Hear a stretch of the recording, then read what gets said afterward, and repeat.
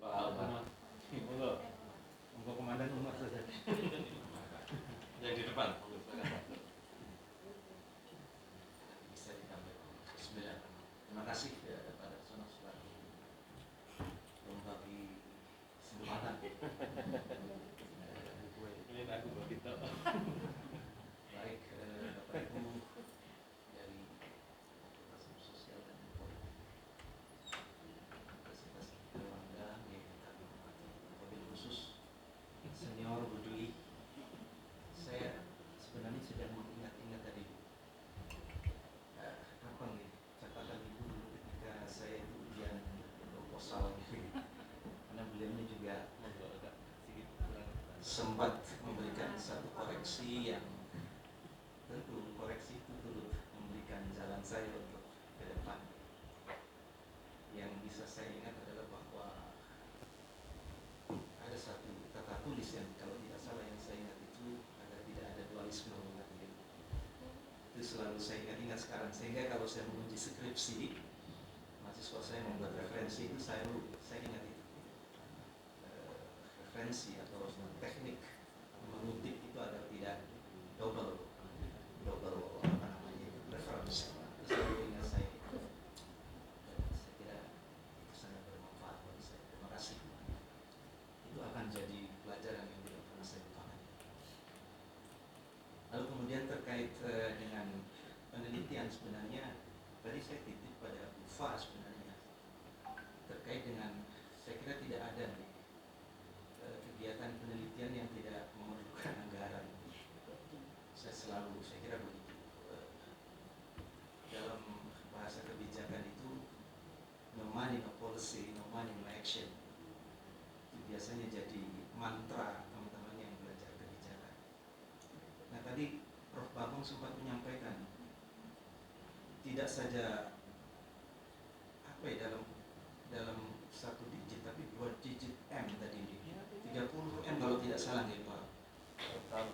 Total general nih.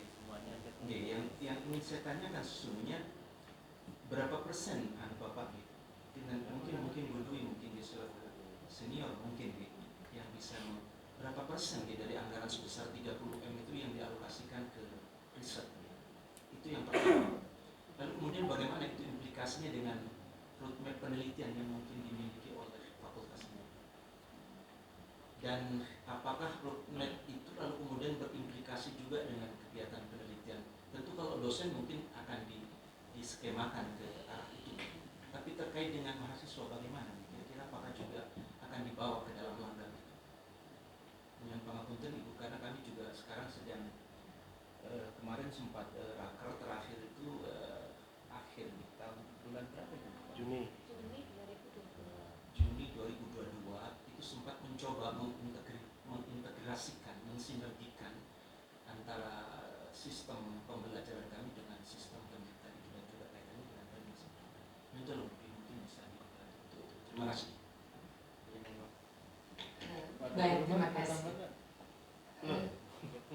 Kalau persoalan persentase yang tahu beliau-beliau yang ada di Wakil Dekan, tapi begini, UNER ini kan penelitian itu bisa berasal dari beberapa sumber ya, kerjasama dengan instansi itu, kemudian dari Dikti, ya, yang dari Dikti, kemudian UNER sendiri. Jadi UNER itu ada. Karena begini, ini kan juga terkait dengan pengisian PKD ya, bahwa dosen itu harus punya penelitian, harus punya pengabdian masyarakat.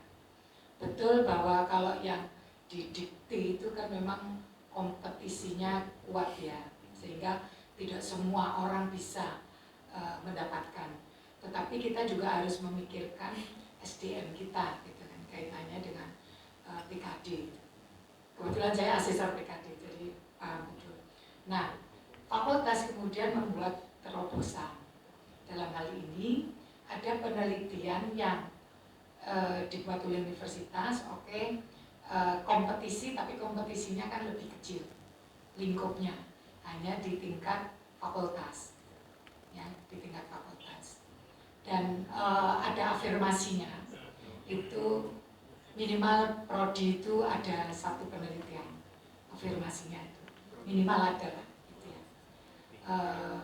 Karena kemudian seperti kami di prodi itu karena dosen-dosen itu lebih banyak punya penelitian di luar gitu ya daripada di sini, jadi mungkin dianggap kecil gitu ya, sehingga mereka lebih banyak yang kerjasama, tahu aja gitu. Nah sehingga ini setengah kewajiban gitu ya, jadi setengah kewajiban karena kita juga harus mengisi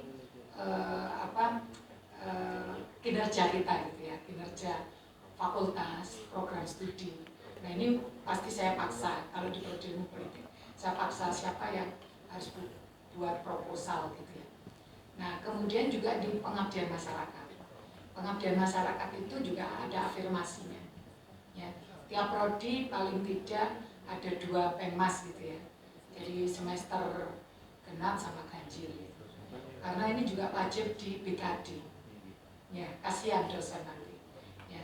Nah, penmas ini juga kompetisi tapi ya dalam arti karena memang ada kewajiban di cyber kampus ya yang harus kita isi, sehingga itu yang harus dilakukan.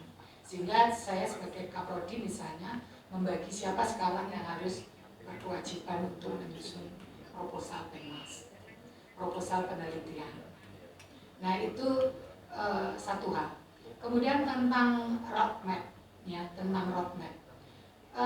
Sejak awal di prodi itu disuruh dulu, ya jadi diminta oleh Wadek 3 gitu ya, untuk menyusun kira-kira tema besarnya apa yang untuk penelitian di ilmu politik. Gitu.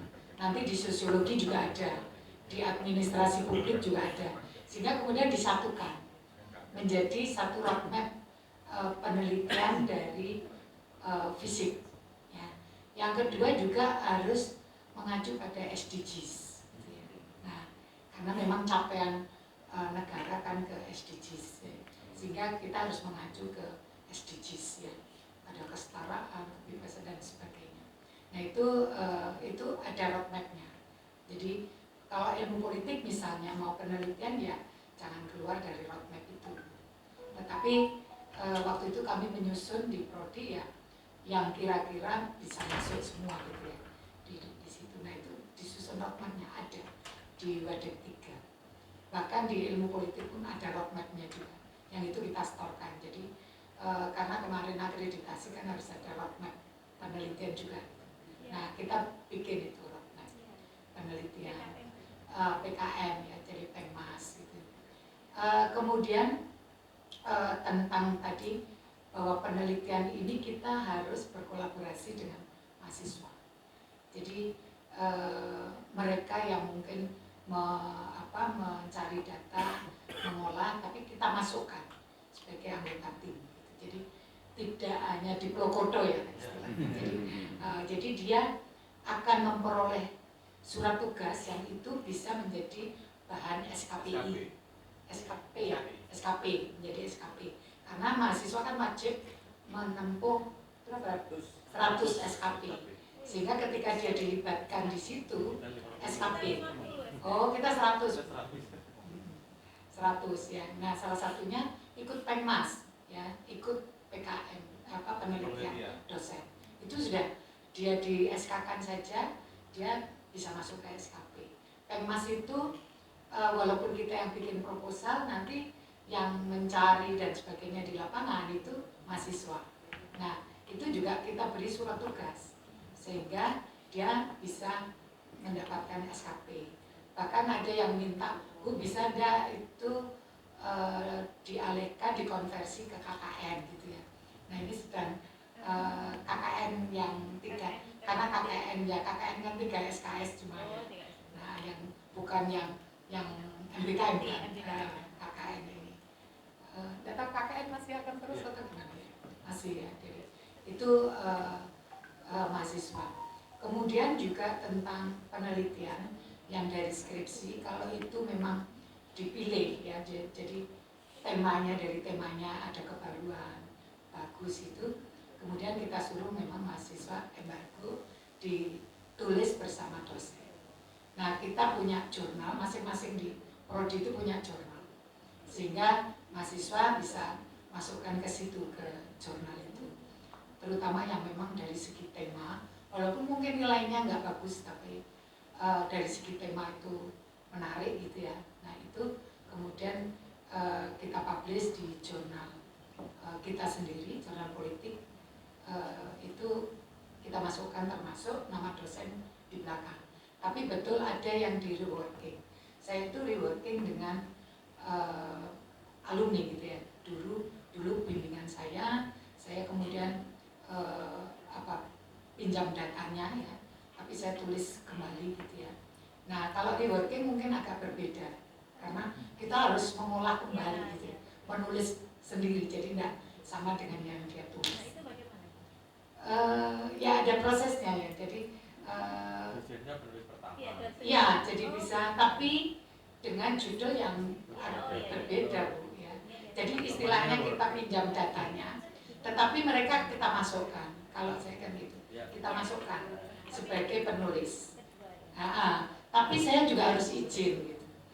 Harus ada ya hitam di atas putih lah ya dengan yang bersangkutan, karena kalau tidak, jangan menimbulkan sesuatu yang di belakang hari.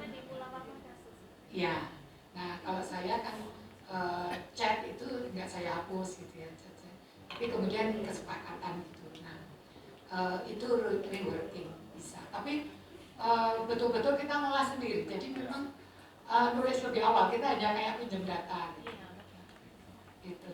Ya. Jadi itu cara kami. Tapi kalau yang nggak reworking ya kita ke penulis kedua. Tapi tidak semua skripsi dijurnalkan. Makanya tadi yang dijurnalkan di embargo. Nah itu kita lakukan karena ini juga penting Bu. Kenapa? Bagian dari penilaian kinerja. Ya. Kinerja.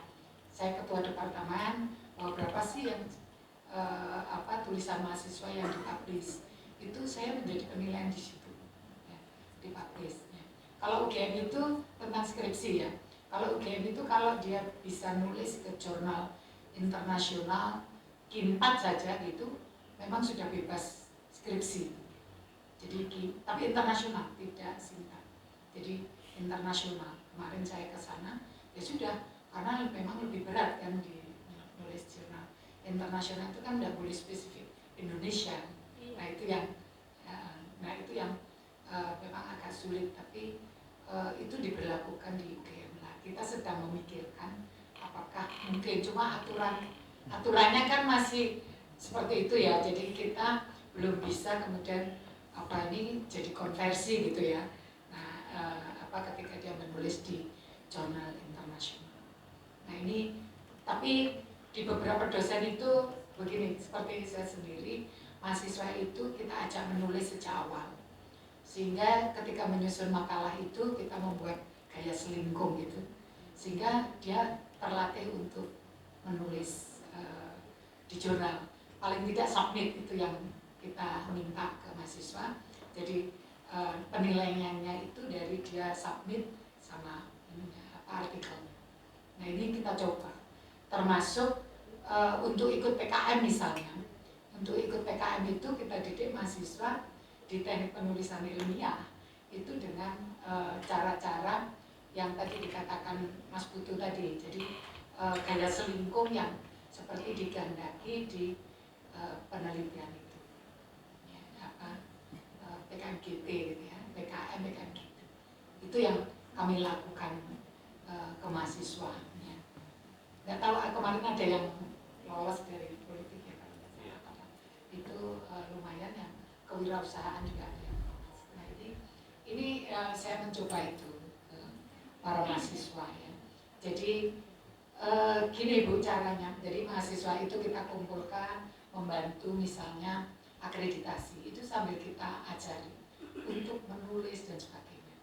Jadi tidak melulu membantu, tetapi kita transfer knowledge ke mereka tentang bagaimana kamu harus ke ISMA, kita dorong ke sana ya.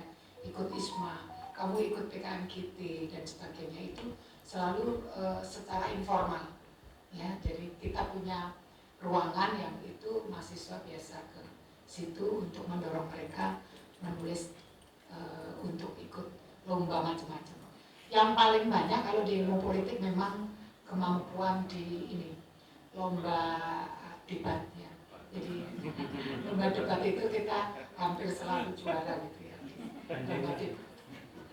Ya, itu saja yang bisa saya sampaikan. Kalau jumlah persentase saya nggak bisa tahu karena itu ada di wakil dekan, tapi bahwa ada afirmasi-afirmasi itu. Baik, terima kasih Bu, sangat berharga sekali. Dan yang sangat menarik bagi kami adalah mengenai working tadi. Walaupun di fakultas kami itu sebenarnya itu belum melembaga itu nih. Tapi secara pribadi itu kami lakukan. Tapi itulah mungkin kelebihannya karena kuliah di UNER mungkin. Jadi dapat bocoran itu nih. Ada bocoran itu sudah. Ya, secara pribadi itu kami lakukan. Ada satu kasus yang menarik bagi kami karena concern saya kan, Ibu Dwi masih ingat, saya pada sama dengan Prof. Maung sebenarnya. Subjek penelitian saya itu pasti prostitution.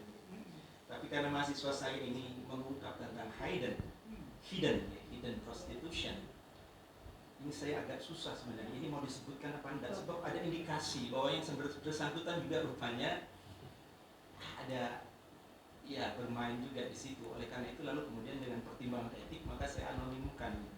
Tapi itu yang menarik tadi bahwa koresponden itu memang harus disimpan dengan baik. Nah ini yang kayaknya saya agak teledor mungkin di situ.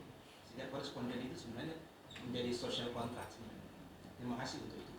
Satu hal mungkin Bu, walaupun tidak konkret ya, dari berbagai sumber itu, katakanlah yang dari internal terkait dengan budget itu dalam 1 tahun akademik, kira-kira 1 digit miliar atau sudah 2 digit miliar? Miliar. 1 digit? 1 digit atau 2 digit? 2. Terima kasih, itu yang membuat kami jadi semangat. Karena zaman saya sudah 2 gitu. Jadi pastinya sekarang minimal ya. Ya, 2. Karena di penelitian itu yang diafirmasi ke prodi-prodi minimal 50 juta.